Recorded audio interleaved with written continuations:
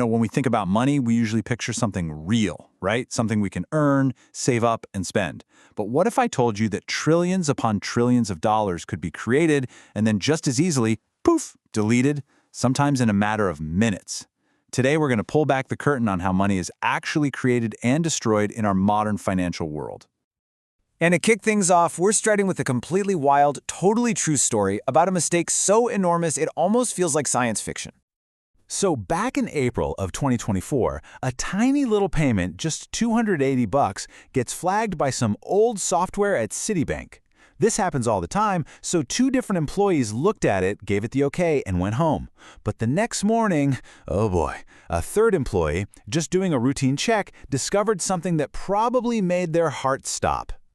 Yeah, instead of crediting the account with $280, the bank had accidentally given the customer $81 trillion. Seriously, just take a second and try to count the zeros on that number. It's staggering. To try and wrap your head around that, $81 trillion is roughly 4 times the entire economic output of the United States for a whole year.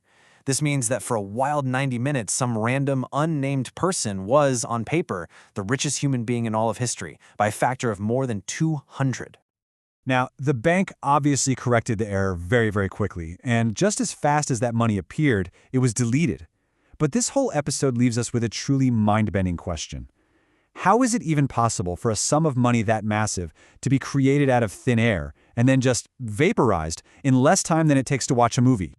Okay, so your first thought might be, well, they just shred a lot of cash, right? And yeah, the Federal Reserve has these giant facilities that do turn old, worn-out bills into compost or fuel. But that's not even close to the real story. See, physical cash is just a tiny, tiny slice of the pie. Of the roughly $21 trillion in the U.S. money supply, only about $2 trillion actually exists as physical notes and coins. You can think of cash as just a receipt for the real money. The overwhelming majority of it is purely digital, just numbers on a screen. So, if most money is digital, where does it come from, and who gets to create it? The answer, believe it or not, is commercial banks. They are the true engines of money creation in our economy. Here's how it works. When a bank gives you a loan, say for a mortgage, it doesn't just pull that money from someone else's savings account. Nope, it creates brand new digital money in your account, essentially out of thin air. As you spend it, that new money goes out and circulates in the economy. But here's the crucial part. As you repay the loan's principal, that digital money is destroyed. It vanishes from the system. The bank's profit is just the interest they charge you. That's the gravy on top. Okay, but hold on. If banks can just type money into existence whenever they want, what's to stop them from just creating infinite amounts of it and sending the whole system into chaos?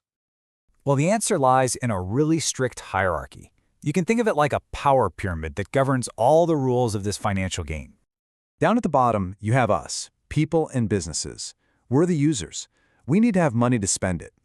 One level up, you've got the commercial banks. They're the money creators, but they need a special kind of money called reserves to pay each other. Above them is the Federal Reserve, the king, if you will.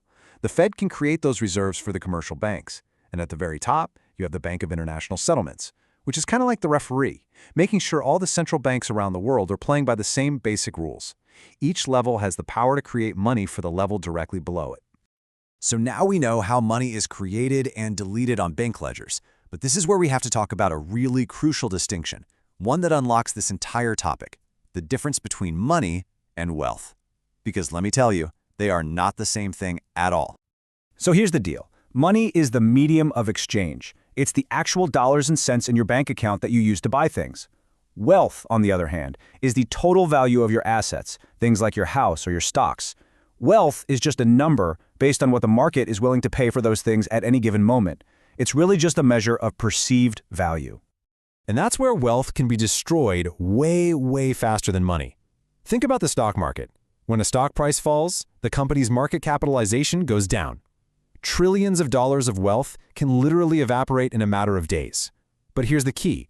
Not a single dollar of actual money was deleted from anyone's bank account. It just means the perceived value of that asset totally collapsed. So why are we talking about this? Why does this distinction between money and wealth matter so much right now? Well, because if you look at the data, history seems to be giving us a pretty stark warning. Right now, the ratio of wealth held in the stock market compared to the actual supply of money in the economy is at the second highest level in modern history.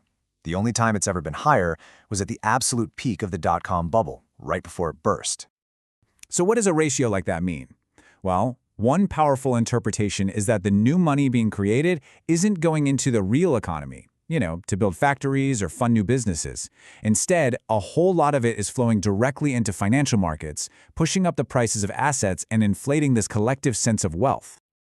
And that brings us to our final and maybe most sobering thought. We're in a system where this perceived wealth is stretched incredibly thin compared to the real money that's supposedly backing it up. This means the destruction of one can have a huge, outsized impact on the other. So the big question we have to ask ourselves is, what happens when the next dollar gets deleted?